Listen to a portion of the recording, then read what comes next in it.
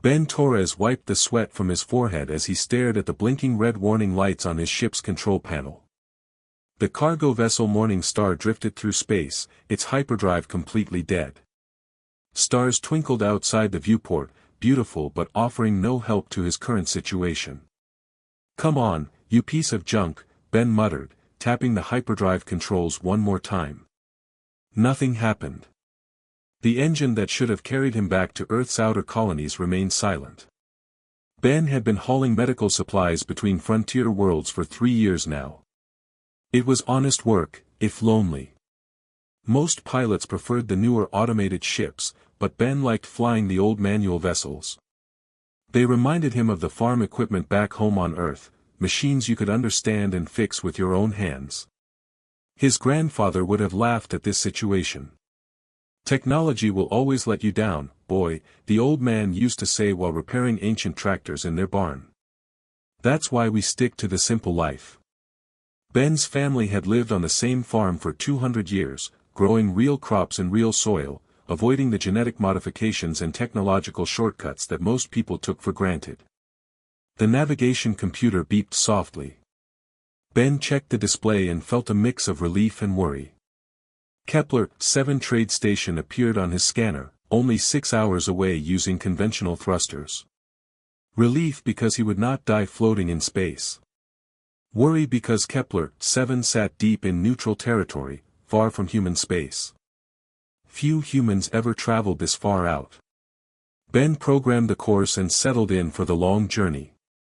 As his ship moved slowly toward the distant station, he tried not to think about how much the repairs might cost or whether he could even find compatible parts for his aging vessel.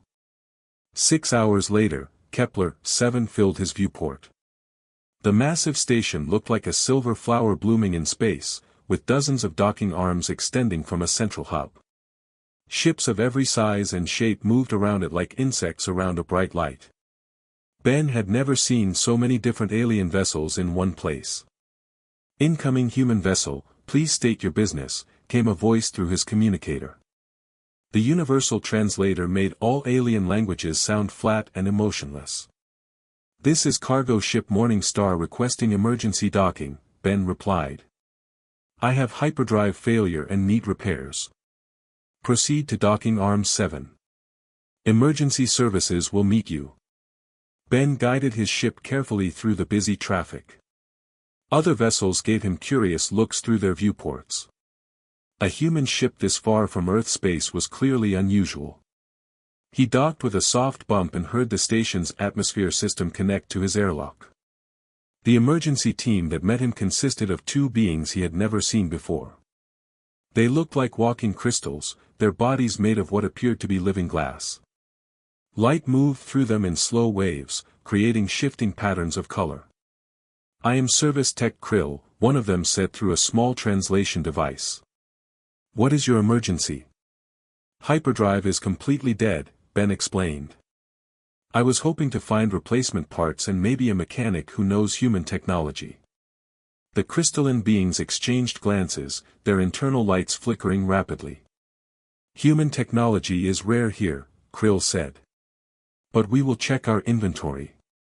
Please follow station protocols. You will need to register with security and obtain a visitor permit." Ben nodded and gathered his personal belongings. The station's artificial gravity felt slightly heavier than Earth normal as he walked through the airlock. The corridor beyond was huge, designed to accommodate beings much larger than humans. Symbols in dozens of languages covered the walls, with directions to various sectors of the station. The security office buzzed with activity. Beings of every possible shape and size stood in lines, waiting to process their paperwork. Ben joined the queue marked "Individual Travelers," and tried not to stare at his fellow visitors. A creature that looked like a walking tree stood in front of him, its bark-like skin rustling softly. Behind him, something that resembled a giant butterfly with metal wings folded and unfolded them nervously. In another line, a group of beings that seemed to be made entirely of blue smoke drifted together, somehow maintaining their shape without any visible body. When Ben's turn came, the security officer was surprisingly normal looking. The alien appeared almost human, except for golden skin and 3 eyes arranged in a triangle on her face. "Purpose of visit?" she asked in accented standard. "Emergency repairs," Ben replied, handing over his identification chip. The officer scanned his chip and frowned. "You are quite far from human space. What brings you to this sector?" "Just work," Ben said. "I haul cargo between the frontier worlds." She studied his information for a long moment. "This says you are from Earth itself, not one of the colonies." "That's right. My family has a farm there." The officer's 3 eyes widened slightly. "Interesting. Most humans we encounter here are from the modified colonies. Your genetic markers show completely natural human DNA." Ben shifted uncomfortably. He was not sure why that mattered, but something in her tone made him nervous. "Is that a problem?" "Not a problem," she said quickly. "Just unusual. Here is your visitor permit. Please stay in the civilian sectors. The upper levels are restricted to diplomats and VIPs." Ben took his permit and headed into the main area of the station. What he found took his breath away. The central hub rose up around him like the inside of a massive cathedral. Hundreds of levels spiraled up toward a transparent dome that showed the stars beyond. Beings of every conceivable type moved through the space, some walking on bridges, others flying through the air, still others moving along the walls using various forms of locomotion he could not begin to understand. The marketplace sprawled across multiple levels, filled with the sounds of 1,000 different languages. Vendors sold everything from exotic foods to strange machines to artwork that seemed to change shape as he watched. The air smelled of spices, metals, and things he could not identify. Ben asked several vendors about hyperdrive parts for human ships. Most had never heard of human technology. A few offered to sell him components that clearly would not work with his systems. One vendor, a creature that looked like a combination of octopus and computer, claimed to have human parts but wanted payment in currencies Ben had never heard of. After 2 hours of searching, Ben was beginning to worry. His ship was not going anywhere without a new hyperdrive coupling, and such specialized parts were apparently impossible to find this far from human space. He was starting to think about sending an expensive long-range message to Earth asking for rescue when he heard the commotion. A crowd was gathering in the central plaza, beings pushing and jostling to get a better view of something.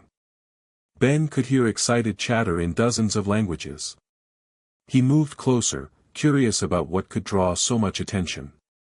"The Valerian royal family is here," he heard someone say in accented standard. "Princess Vera herself is visiting the station." Ben had heard of the Valorians.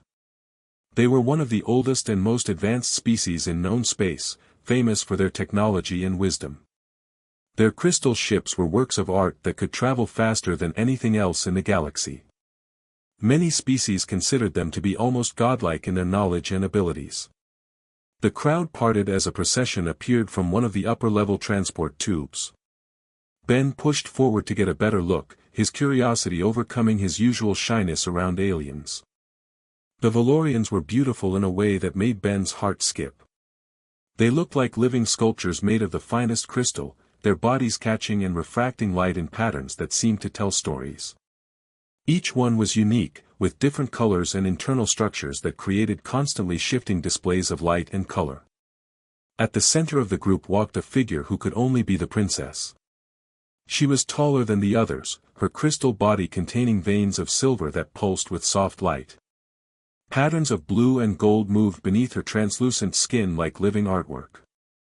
Her arms moved gracefully at her sides, and her face, while alien, held an expression of calm dignity.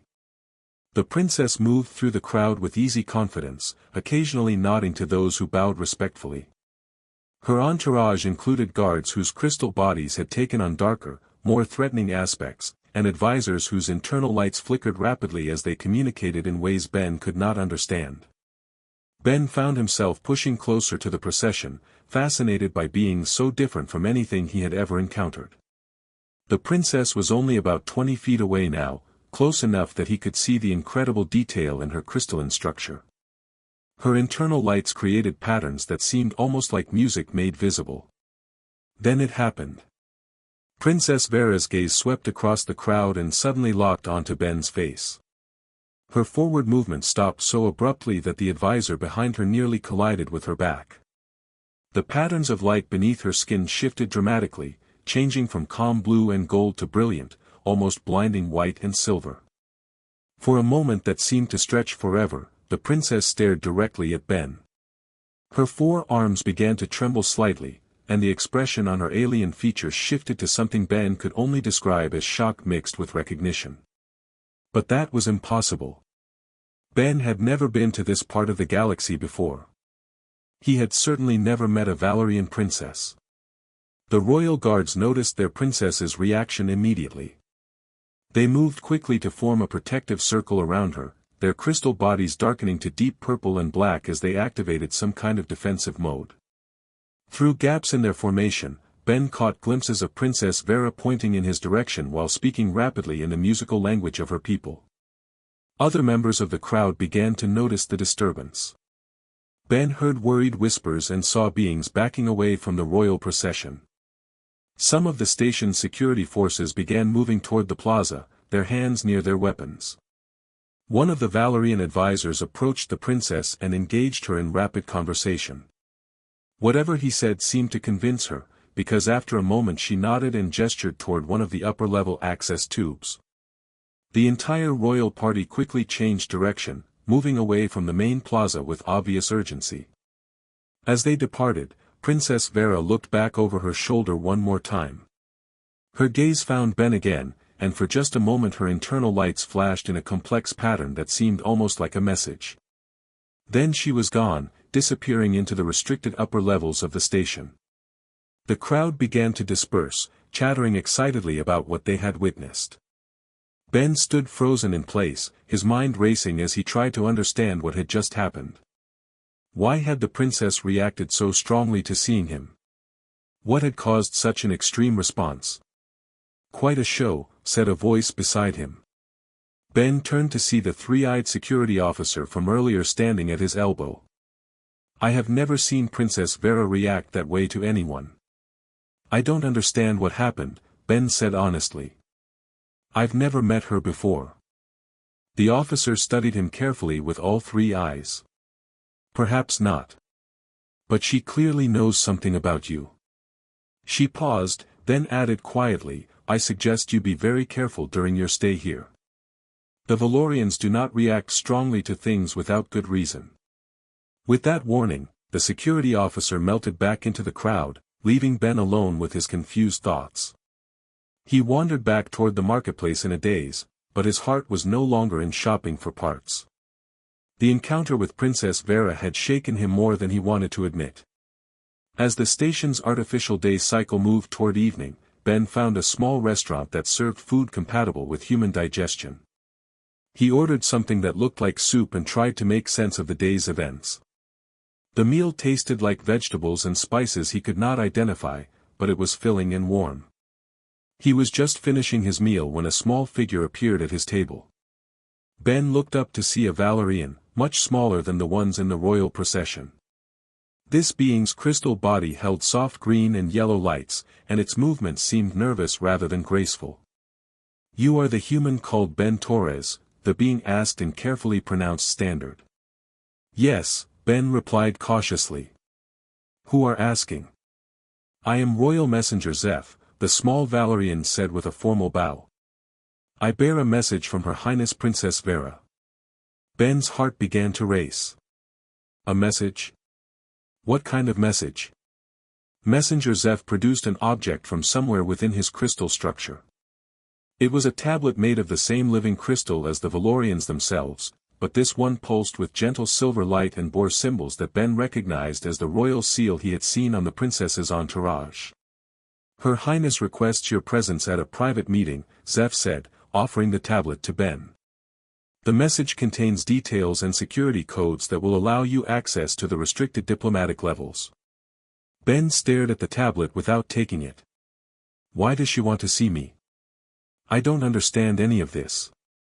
"I am merely a messenger," Zeph replied. But I will say this, Princess Vera has never requested a meeting with any human before. What happened in the plaza today has caused great excitement in the royal quarters. Against every instinct telling him to walk away, Ben reached out and took the crystal tablet. It felt warm in his hands, and symbols began appearing on its surface as soon as he touched it. Even through the translation device, he could sense the importance and urgency in the message. "The princess will see you in 1 hour," Zeph said. "Please follow the directions on the tablet exactly. The diplomatic levels have security measures that will activate if you deviate from the specified path." Ben nodded numbly as the messenger departed. He looked down at the tablet in his hands, watching as it displayed a complex route through parts of the station he had never seen. Whatever was happening, he was about to get answers to questions he had not even known he should be asking. As he prepared to leave the restaurant, Ben thought about his grandfather's advice about keeping life simple. Somehow, he had a feeling that his simple life was about to become very complicated indeed. The crystal tablet pulsed gently in his hands, counting down the minutes until his meeting with an alien princess who had recognized something in him that he did not even know existed. Ben followed the crystal tablet's directions through corridors he had never seen before. The diplomatic levels of Kepler 7 station were nothing like the crowded marketplace below. Here, the hallways were wider and made of polished materials that seemed to glow with their own inner light. Security cameras tracked his movement, but the tablet's codes allowed him to pass through multiple checkpoint gates without challenge. The higher he climbed, the more nervous Ben became. His hands were sweating as he held the Valerian tablet, and his heart pounded against his ribs. What could an alien princess possibly want with a simple cargo pilot from Earth? He thought about turning around and going back to his ship, but curiosity drove him forward. After 15 minutes of walking through increasingly elegant corridors, Ben arrived at a door marked with the same royal symbols he had seen on Princess Vera's entourage. The tablet in his hands pulsed once, and the door slid open silently. The room beyond took Ben's breath away. It was clearly designed for Valerian comfort, with crystalline furniture that caught and reflected light in beautiful patterns. The walls themselves seemed to be made of the same living crystal as the Valorians, glowing softly with colors that shifted like slow music. Large windows showed the stars outside, making the room feel like a palace floating in space. Princess Vera stood near the far window, her back to the door. She had changed from her formal robes into something simpler, but the silver veins in her crystal body still pulsed with light. When she heard Ben enter, she turned around, and he saw that her internal patterns had shifted to deep purples and blues. "Please, sit," she said, gesturing with one of her 4 arms toward a chair that had been modified for human anatomy. Her voice came through a translation device, but something in her tone suggested nervousness. "Thank you for accepting my invitation." Ben sat carefully, still holding the crystal tablet. "Your Highness, I have to admit I'm completely confused. I don't understand why you wanted to see me, or what happened in the plaza today." Princess Vera moved closer, and Ben could see that she was studying his face with intense interest. Her alien features made it hard to read her expressions, but her body language suggested she was trying to solve some kind of puzzle. "Tell me about your family," she said finally. "Your genetic records show you are from Earth itself, not one of the colony worlds. This is most unusual for humans who travel so far from your home system." Ben shifted uncomfortably. "My family has farmed the same land for over 200 years. We grow crops the old way, without genetic modification or artificial enhancement. My grandfather always said we should stay true to what humans were meant to be." The princess's internal lights flashed brightly at these words. "No genetic modification at all? Your family has maintained pure human DNA across all these generations?" "That's right," Ben said, growing more puzzled. "Is that important somehow?" Princess Vera was quiet for a long moment, her light cycling through complex patterns. When she spoke again, her voice carried a weight that made Ben sit up straighter. "Ben Torres, what I am about to tell you will change your understanding of your place in the galaxy. Are you prepared to learn things that may frighten or overwhelm you?" Ben's mouth went dry, but he nodded. I need to understand what's happening. The princess moved to a control panel built into the crystalline wall. She touched several symbols, and the room's lighting dimmed. Images began appearing in the air between them, three-dimensional pictures that seemed as real as life. Long ago, before any of our current civilizations existed, the galaxy was ruled by a race called the Architects, Princess Vera began. They were beings of incredible power and wisdom, masters of technology that we can barely comprehend even today. The images showed vast cities that floated in space, ships the size of moons, and devices that bent the laws of physics in impossible ways. Ben stared in amazement at the scope of what he was seeing. The architects seeded the galaxy with intelligent life, the princess continued. They took primitive species and gave them the spark of consciousness, the ability to grow and develop. But they did not do this randomly. Each species was given specific gifts, particular abilities that would allow them to contribute something unique to galactic civilization. Ben watched as the images showed different alien species, each demonstrating remarkable abilities. Some could manipulate gravity with their minds. Others could survive in the vacuum of space without protection. Still others could communicate across vast distances using only their thoughts. What happened to the architects? Ben asked. They vanished, Princess Vera said, her lights growing dimmer. No one knows why or where they went. They left behind only their technology and the species they had enhanced. For millions of years, we have tried to understand their legacy and unlock the secrets they left behind. The images changed to show various pieces of advanced technology scattered across different worlds. Ben saw devices that clearly did not belong to any species he recognized. This is all fascinating, Ben said, but what does it have to do with me? Princess Vera's light suddenly flared brighter. Everything. The architects gave each species a specific gift, but humanity received something special. Humans were granted the ability to interface directly with architect technology through your unique neural patterns. Your species was meant to be the caretakers and operators of their most advanced devices. Ben felt his world tilting. That's impossible. Humans don't have any special abilities like that. Most humans have lost this gift, the princess explained sadly. Over the centuries, genetic modification became common among your people. Enhanced strength for space travel, improved lungs for different atmospheres, resistance to radiation, immunity to diseases. Each modification was beneficial, but they also severed the connection to architect technology. The images now showed human colonies, with people who looked different from baseline humans in various ways. Ben realized he was seeing the genetic modifications the princess was talking about. The colonies needed these changes to survive, Princess Vera continued. But in gaining practical advantages, they lost something infinitely more precious.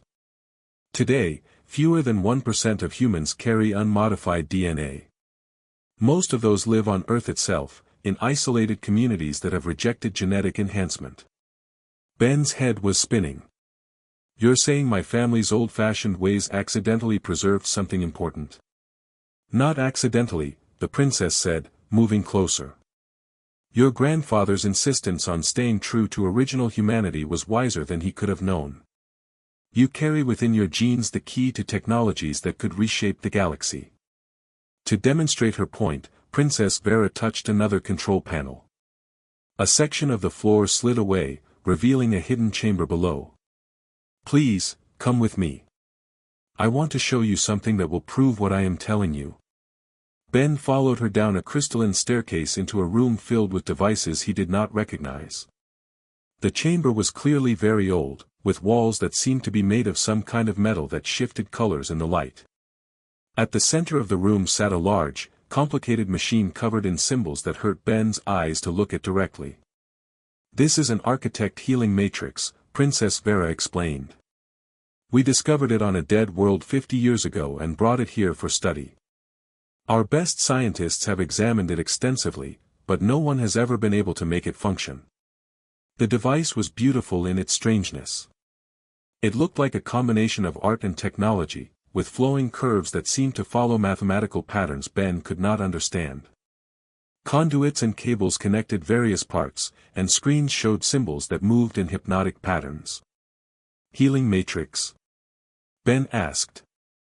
The architects built these devices to cure any disease, heal any injury, even restore life to those who had recently died. One functioning matrix could save billions of lives across the galaxy. But without the proper neural interface, they remain useless sculptures. Princess Vera gestured for Ben to approach the device. Your genetic signature suggests you might be able to activate it. Will you try? Ben hesitated. Everything the princess had told him seemed impossible, like something from a fantasy story. But her sincerity was clear, and the evidence of advanced technology surrounded him. What do I need to do? Simply touch the activation panel, she said, pointing to a smooth section of the machine's surface. If I am correct about your genetics, your neural patterns should automatically interface with the device's systems. Ben reached out slowly, his hand shaking slightly. The metal felt warm under his fingers, and for a moment nothing happened. Then, without warning, the entire machine came to life. Lights blazed across its surface in patterns that seemed to respond to Ben's heartbeat. Screens that had been dark for decades suddenly displayed flowing information in languages he could not read but somehow understood. The air around the device began to shimmer with energy, and Ben felt a strange tingling sensation running through his entire body. Incredible, Princess Vera whispered, her internal lights flashing rapidly with excitement. It is responding perfectly. You are doing it, Ben Torres. You are awakening architect technology. The machine continued to activate systems that had been dormant for eons. Ben could feel information flowing into his mind, knowledge about how the device worked and what it could do. The sensation was overwhelming but not painful, like trying to drink from a waterfall of pure understanding. I can feel it, Ben said in amazement. It's like the machine is talking to me, showing me how it works. Because it is, the princess replied. Architect technology was designed to interface with specific neural patterns. You are experiencing what the original builders intended when they created these devices. After several minutes, the machine's activation sequence completed. It settled into a gentle hum of readiness, waiting for instructions that Ben somehow knew how to give. The knowledge felt natural, as if he had always possessed it but had simply never had reason to use it. This changes everything, Princess Vera said, moving around the machine to study its newly active displays. With functioning architect technology, we could solve problems that have plagued the galaxy for millennia. Ben stepped back from the device, feeling drained but exhilarated. How many of these machines exist? Thousands, the princess replied. Scattered across hundreds of worlds. Healing matrices, terraforming engines, faster-than-light communication arrays, devices whose purposes we can only guess at. All of them waiting for someone with the right genetic key to awaken them.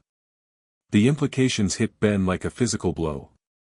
You want me to travel around the galaxy activating ancient machines? Not just you, Princess Vera said carefully. There must be others like you on Earth, members of traditional families who have maintained pure human genetics. We could locate them, explain the situation, ask for their help. Ben thought about his cousins and neighbors back home, simple farmers and craftsmen who had no idea they carried such incredible potential. They would never believe this. Most of them have never even left Earth. But they could save countless lives, the princess argued. The Zephyrian plague is spreading through 17 star systems right now. Millions are dying from a disease that one of these healing matrices could cure completely. Dead worlds could be brought back to life. Communication across the galaxy could become instantaneous instead of taking months or years. Ben understood the magnitude of what she was suggesting, but it also terrified him. Why are you telling me this? What do you want from me?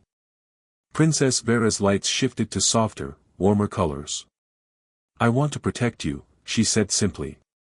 Once word spreads that humans with pure genetics can activate architect technology, you will become the most valuable and most hunted people in the galaxy. Every government, every corporation, every criminal organization will want to capture and control you.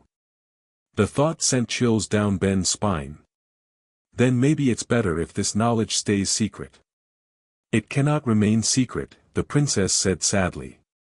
Too many people witnessed my reaction in the plaza today. My own advisors are already asking questions. Word will spread whether we want it to or not. Ben sank into a nearby chair, overwhelmed by the weight of what he had learned. His simple life as a cargo pilot was clearly over, replaced by responsibilities he had never asked for and barely understood. What do you propose? He asked finally. Princess Vera's lights brightened with hope. An alliance. The Valerian Empire will offer protection to you and others like you. In exchange, you help us activate architect devices for peaceful purposes. No weapons, no military applications, only technology that helps and heals. And if I refuse? Then you return to your ship and leave this station, she said. I will do my best to keep this meeting secret, though I cannot guarantee others will not figure out what happened today. You would be on your own in a galaxy that will soon know what you represent. Ben considered his options. He could flee back to Earth and try to hide among his family's farm community. But how long would that protection last once the secret was revealed? Or he could accept the princess's offer and help unlock technology that could truly benefit the galaxy. If I agree, Ben said slowly, what happens next? We begin carefully, Princess Vera replied. We locate other humans with pure genetics and explain the situation. We identify the most critical architect devices and prioritize them based on need. We establish safeguards to ensure this technology is never misused. Ben thought about his grandfather's advice about keeping life simple. The old man probably would have told him to run as far and fast as possible from this situation. But Ben also remembered another piece of advice: sometimes the simple thing and the easy thing are not the same. Helping to activate healing technology that could save millions of lives was the simple choice from a moral standpoint, even if it would make his life incredibly complicated. I have conditions, Ben said finally. Name them. First, any humans we recruit have to choose freely. No pressure, no coercion. They get the full truth and decide for themselves. Agreed. Second, I want guarantees that this technology will only be used for beneficial purposes. No weapons, no military applications, no giving advantages to one species over another. Agreed. Third, I want to go home first. I need to talk to my family, explain what's happening, make sure they're protected. Princess Vera nodded solemnly. All of your conditions are reasonable. I will assign a security detail to accompany you to Earth, though they will remain hidden unless you need their help. Ben took a deep breath and extended his hand. Then I accept your alliance, Princess Vera. She reached out with one of her crystalline hands and clasped his. The contact sent a strange sensation through both of them, as if their very different biologies were somehow recognizing each other as partners in something greater than themselves. Welcome to a larger universe, Ben Torres, she said. Together, we are going to change the galaxy. As Ben left the diplomatic levels of Kepler 7 station, the crystal tablet in his pocket contained new information, star charts showing the locations of known architect sites, contact codes for Valerian agents throughout the galaxy, and most importantly, the coordinates for Earth. His cargo ship was repaired and ready to fly, courtesy of Valerian technicians who had worked through the night. As he prepared for departure, Ben realized that while his grandfather had been right about keeping life simple, sometimes the universe had other plans. The stars outside his viewport looked different now, not empty points of light but destinations where ancient technology waited to be awakened by a farm boy from Earth who had never wanted to be special. But as his ship engaged its new hyperdrive and jumped toward home, Ben found himself looking forward to the challenge. After all, his family had been solving impossible problems with simple solutions for 200 years. How hard could saving the galaxy be?